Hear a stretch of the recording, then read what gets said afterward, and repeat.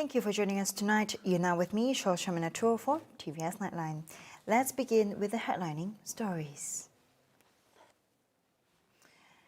In order to not jeopardize the heritage area in Kuching, that is Padungan, the state government will be giving it a major facelift, starting with the redevelopment of the Kuching South City Council MBKS swimming pool. It will be transformed into a waterfront park and a center as part of the UNESCO Creative City of Gastronomy project. Chief Minister Datuk Patinggi Tan Sri Abang Johari Tun Openg in his opening speech revealed that the park will feature a swimming pool, water park, garden and a gastronomy centre. The urban renewal development will be part of the state government's plan to build the state in achieving the economically and socially developed state by 2030. This is what we call sustainable development. And I was briefed just now over this project, which is sustainably designed, and it's a combination of culture as well as the way of life of people in Kuching, of course, with the swimming pool. If you go to Singapore, they call it lateral farming or vertical farming. Over here is some sort of vertical farming because it is one step higher in the building, and therefore we are as good as Singapore now. Not bad lah for us in Kuching. Abang Johari also revealed that there are a lot of projects that will be implemented under the Ministry of Tourism, Arts and Culture under the Post-COVID-19 Development Strategy PCDS. And with the assistance of federal government, we will transform all the basic infrastructure that will attract and lure tourists to come to Sarawak. And that is our future. Our future is bright. Of course, we must have a very stable and strong government in the state. Chief Minister Datuk Patinggi Abang Johari Tun Openg acknowledges and applauds the ideas brought by Gabungan Party Sarawak or GPS candidate for Padungan, Datuk Wee Hong Seng, as he together with his team has brought in refreshing ideas to develop Padungan, an old but rich with heritage area in the heart of Sarawak's capital city, Kuching. Inilah ada orang cakap Datuk Wee ni a very good mayor. Why not ask him to be mayor? Jadi saya cakap Datuk Wee banyak ideas. Why not? He give the ideas in the Dun also, so that everybody in Sarawak will benefit. Jadi don't succumb to this sort of idea that don't vote for Datuk Wee, nanti we lost our mayor. He can become Dun, he can become mayor. Why worry? And then he can contribute to development of Kuching. I must congratulate Datuk Wee and his team for this new idea of improving the pool as it stands, as well as to have farm in the city. Previously, Wee unveiled his 5-point manifesto, which consists of improving Padungan in terms of development, healthcare, welfare, safety and security, as well as transforming and providing support for digital startups. We will be contesting in an intense four-cornered fight against DAP Chairman Chong Cheng Jin, Aspirasi President Lina Su and PBK Raymond Thong. In the event of him winning the seat, Abang Johari revealed that he will be able to continue serving as Kuching South City Council MBKS Mayor. As Sarawak moves towards an era of digitalization, Sarawakians will need to be well equipped to meet the demands for future jobs in modern technology.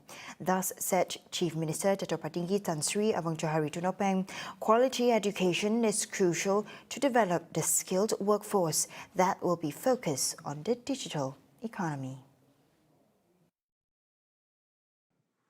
When you talk about a new era, when you talk about digital economy, that is where under the post-COVID-19 economic strategy, we want to recover. One of the important sectors that I have given emphasis is innovation, talent development, and innovation. Talent development has to start from our education that we give to our children. And I agree with you. That is a very important platform for us to groom our children so that they are able to command what is the significant changes in the future. Now, when you talk about digital economy, which include businesses and education, basic infrastructure must be there. At least 5G. So I have decided to allocate 1 billion for us to start, building our tower, and also so that the cloud is there for them to get the information or the data to be stored. So once that is done, we hope by the year 2024, by then the education can come in. But if you have this technology, but you have the fiber optic, with the speed, then education can come in using what called digitalization process. On the other hand, the state government will be studying a method to assist those with disabilities as they are dependent on using e-hailing services to move from one place to another. It will either come in the form of a subsidy or a special card for them to use when they are using any e-hailing service. Saya pernah juga engage dengan pihak persatuan mengenai bantuan yang harus kita beri kepada mereka. Saya rasa betul lah. Kalau dulu kita punya bas, kita telah memberi standard rate RM1 saja. They can go anywhere. Gunakan bas-bas mana pun RM1 saja. Saya akan ambil kira lah perkara ini. Nanti saya melihat modelnya. Sama ada kita beri subsidi ataupun kita beri kad kepada mereka apabila mereka gunakan e-hailing ini. Dia bayar kad tu, nanti whatever fare tu, we find a way how to beri subsidized fare kepada mereka. Saya tengoklah, saya ambil kira. At the same time, Abang Johari also disclosed a form of assistance to help Sarawakians who are either residing or studying in West Malaysia, as a question was prompted from the audience during the town hall bersama Abang Jo program broadcasted on TVS yesterday. Dulu kita memang sudah ada bantuan kita menerusi apa disebut sebagai graduan graduan pulang ke kampung.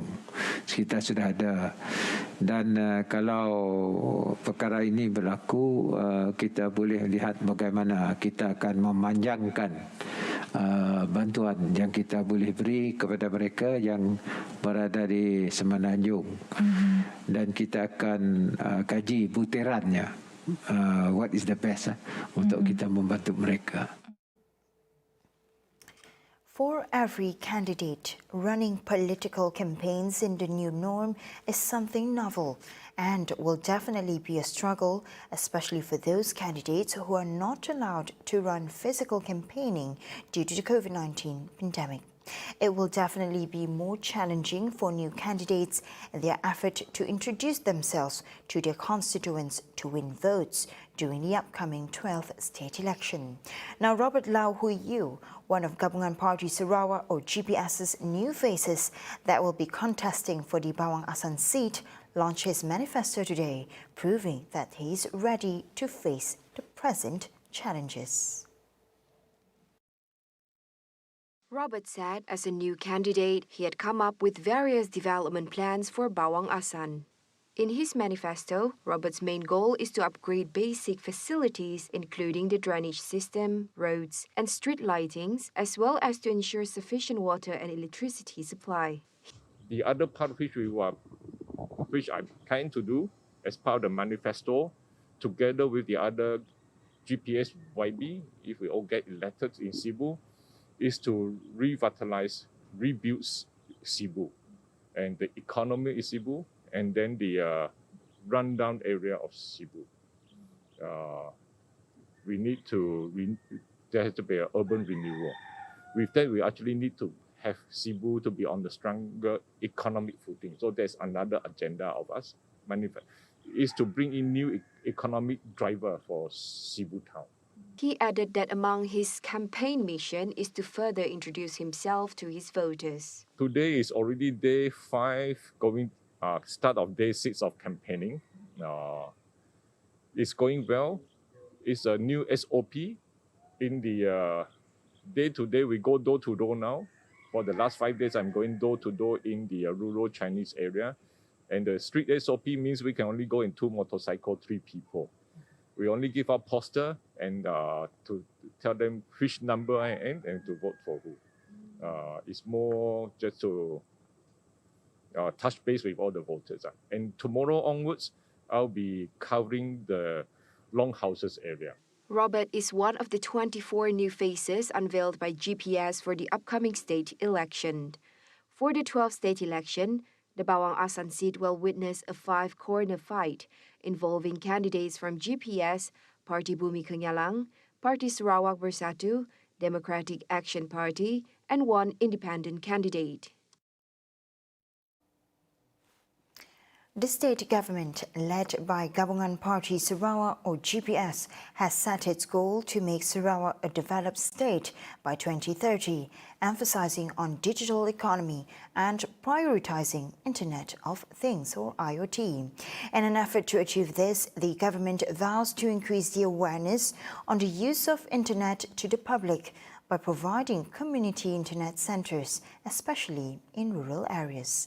Now, TVS reporter Douglas Elliott has the report.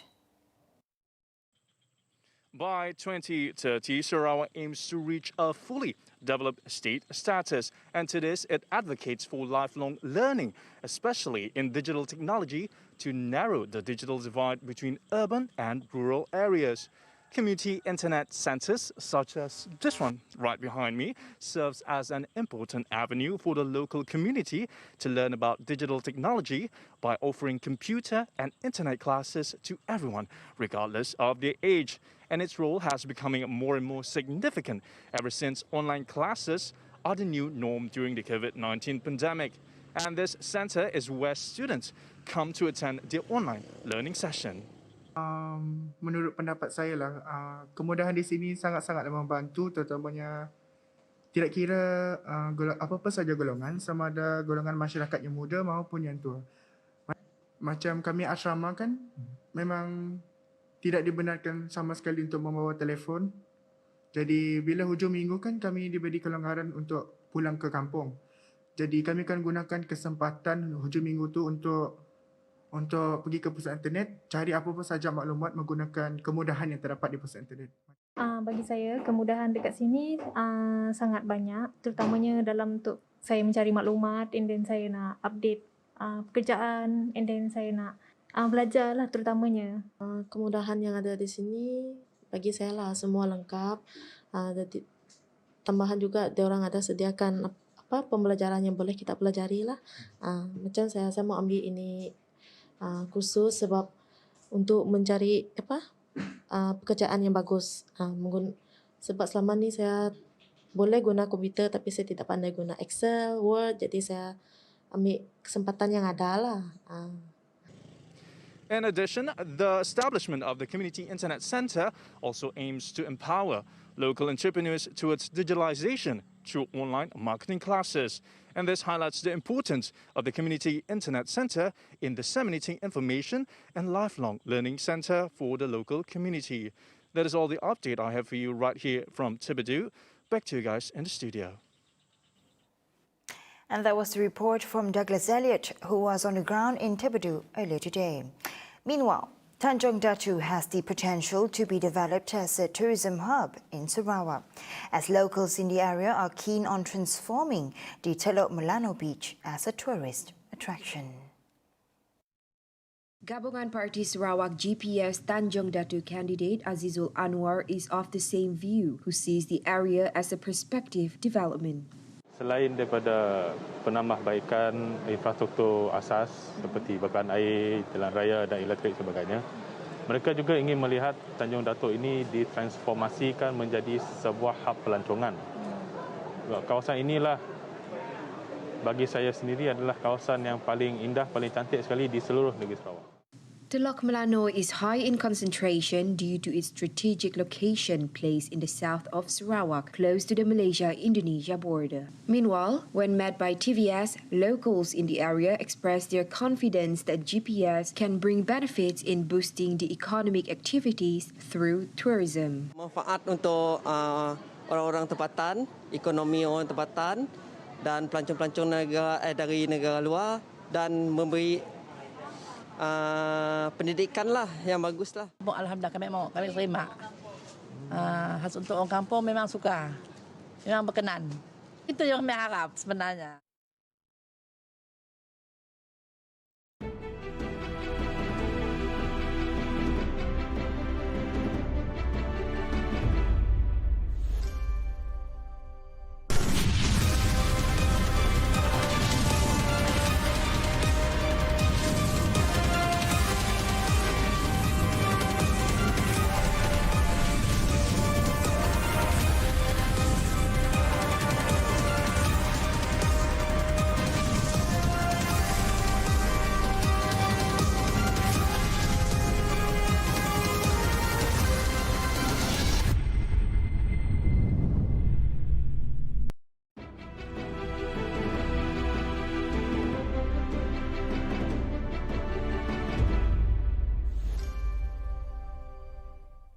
Welcome back to the Nightline. Petroleum Nasional Berhad or Petronas has inked a Memorandum of Understanding or MOU with Petroleum Sarawak Berhad Petros to gradually increase the natural gas supply to Sarawak of up to 1,200 million standard cubic feet per day by 2030. Sarawak Chief Minister Datuk Panigi Tan Sri Abang Johari Turipeng said the MOU would further progress towards the Sarawak Gas Roadmap or SGR, a 10-year plan designed for the full potential usage of the state's abundant gas resources under the Sarawak Vision 2030. To Petronas, we appreciate your continued collaboration with the state government and with your counterpart, Petros, to support the realization of the state's strategic agenda. With the game-changing understanding we announced today of access to this increased supply of gas by 2030 for domestic purposes, we are well placed to implement our Sarawak Gas Roadmap. On December 7, 2020, the state government and Petronas entered into a commercial settlement agreement, CSA, which envisaged the formation and implementation of a comprehensive gas master plan for Sarawak. Through the CSA, Abang Johari said the state government is emphasizing the case for greater participation of Sarawak contractors in the Malaysian oil and gas industry with a focus on oil and gas activities in Sarawak. This includes capturing a bigger share of higher value contracts, verifying and prioritizing bona fide Sarawak-based companies, and accelerating vendor development programs for Sarawakian companies. Prime Minister Datuk Sri Ismail Sabri Yaakob said now is not the right time to dissolve the parliament and hold the 15th general election. He stressed that all parties should give him time to exercise his prerogatives as a Prime Minister and lead the government in the efforts to revive the economy and look after the people's general well-being. He said so in a reply to certain parties who proposed that the 15th general election be held immediately because, according to them, now is the most appropriate time. Commenting further, Ismail Sabri said it was one of the utmost importance for UMNO to return to their main goal of uniting the nation. Kita tak bolehlah menafikan, just menafikan. Kerana besar atau kecilnya memang ada sedikit pergeseran di dalam. Kita belum merintah, tapi kita mula nak bergeser sesama sendiri. Kita belum memerintah, Kalau kita dah pun menang, lain cerita sikit. Ini kita masih di dalam zon kekalahan. Kita sudah lupa bahawa perpecahan boleh membawa keruntuhan kepada kita. Ismail Sabri added that the success of UMNO and Barisan Nasional in winning the Malacca state election last month does not necessarily measure the people's acceptance towards the party and the coalition. In fact, an increase in popular votes of less than 1%, as well as low voting percentage, also contributed to the win. The objective of lowering the voting age from 21 to 18, termed Undi 18, is to give young people a voice in the decision-making process for electing a government. Prime Minister Datuk Sri Ismail Sabri Yaakob said young voters should be given the rights in the upcoming general election, making their voices heard in determining the future of the country. Mesti engage ataupun mendekati pemimpin muda 18 tahun ke atas supaya mereka menyokong hati kita untuk memastikan kita menang di dalam PRU 2019. Ini sepatutnya menjadi iltizam kita. Bukan nak sekat pengundi muda kerana takut pengundi muda tak mengundi kita. Sampai bila kita nak lari daripada orang muda ni? Pilihan raya bukan berakhir tahun 2021, 2022 atau 2023. Kita akan menghadapi orang muda juga akan datang. Jadi, yang penting adalah kita bekerja. Pemuda bekerja.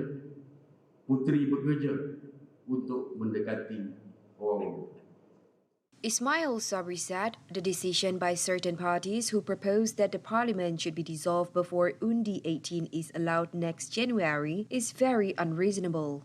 He added that the intention to block the voting rights of young voters show that they are not confident with the ability of the younger generation to elect leaders. And now on to the next update. Langkawi has received a total of 204,953 domestic tourists from September 16 to November 30, with a total tourism revenue of more than 211 million ringgit under the Travel Bubble Initiative. Satisfied with the development of the country's famous holiday island tourism industry, Tourism, Arts and Culture Minister Dato Sri Nancy Shukri said tourism industry players should continue to seize opportunities to generate revenues following the long negative effect of the COVID-19 pandemic. Additionally, she also urged domestic tourism industry players to be ready to seize the opportunities with the influx of international tourists, even though the number is still small due to the concerns over the spread of the new COVID-19 variant Omicron. 6 students from Perak's Maktab Rendah Sains Mara or MRSM were suspended from school for 2 weeks following a bullying case that has caused serious injuries to the victim. A video of the incident went viral on social media where the victim was seen taking several punches to his abdomen from his peers.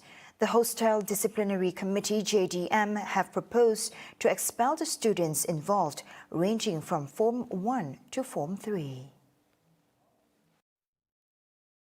Minister of Rural Development Dato Sri Mazhar Khalid said the expulsion will be considered to ensure such incident will not be repeated. Alanglah bagi Maktab Rendah Sains Mara yang mempunyai pelajar-pelajar yang pandai, pelajar-pelajar yang dipilih, dibuat temuduga saringan, ada tapisan untuk nak masuk ke Maktab Rendah Sains Mara.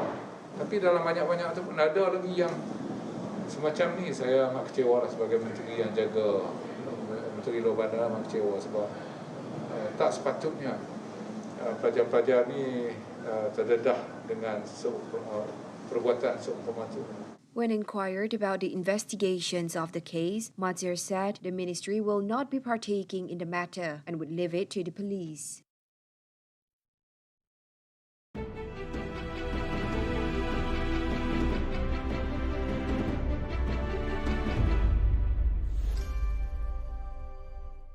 Negeri Sarawak, sebuah negeri yang nyata luar biasa. Inilah misi untuk mengeksplorasi keindahan dan keunikan Negeri Sarawak. perjalanan ke lokasi pun dah menjadi seperti sesuatu pengembaraan. Macam-macam lah yang ada. Budaya, sosial, landscape, flora, fauna dan alam semula jadi. Jom bersama aku, Chopi dan Amir mengembara pusing Sarawak ini dalam Kemah Kita Bah.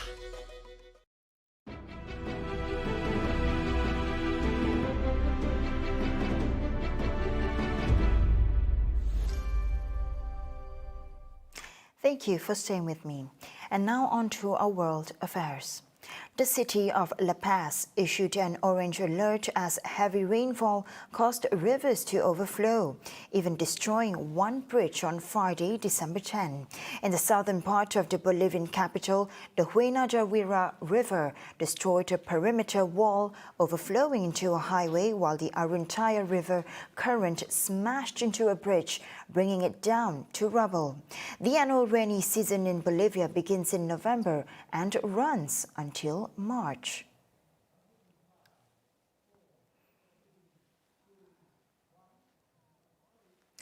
Meanwhile, the earliest Chinese gold-plated bronze Buddha statues have been unearthed from a group of ancient tombs dating to the Eastern Han Dynasty from 25 AD to 220 AD in northwest China's Shanxi province, the Shanxi Academy of Archaeology said on Friday.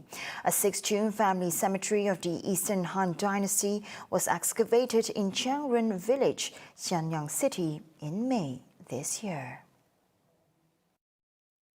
Two alloy Buddha statues were found in a tomb chamber, one a statue of Shakyamuni measuring 10.5 centimeters in height and the other a 5 Buddha statue standing 15.8 centimeters tall.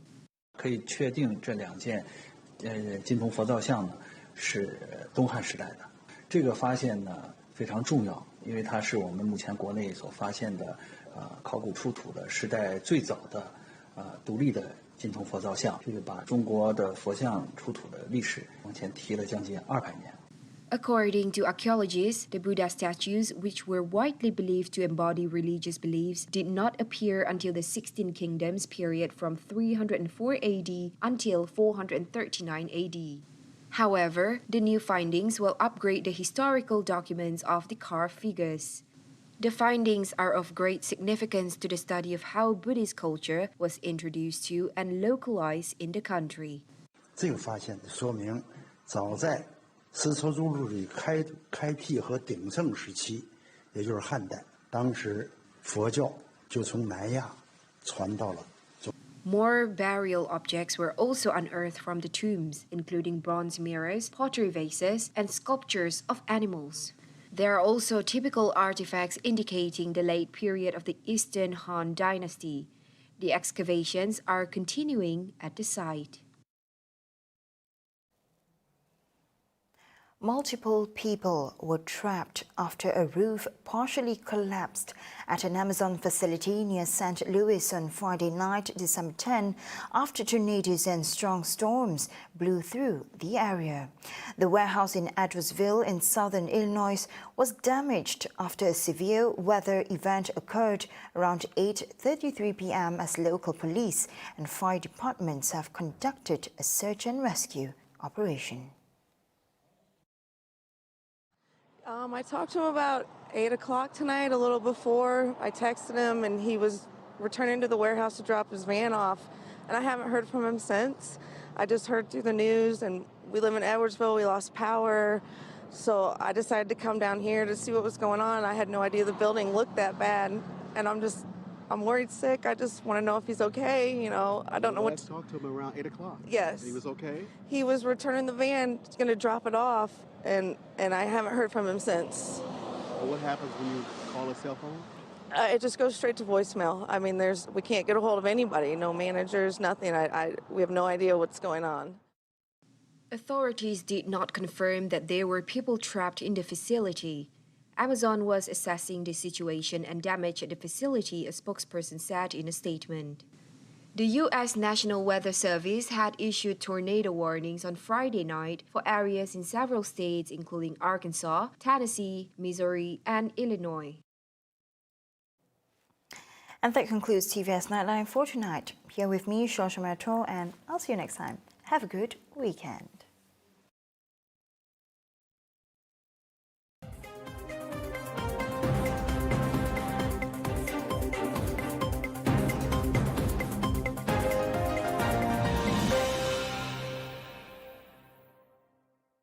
Pilihan Raya Negeri ke-12 Sarawak. 82 kerusi Dewan Undangan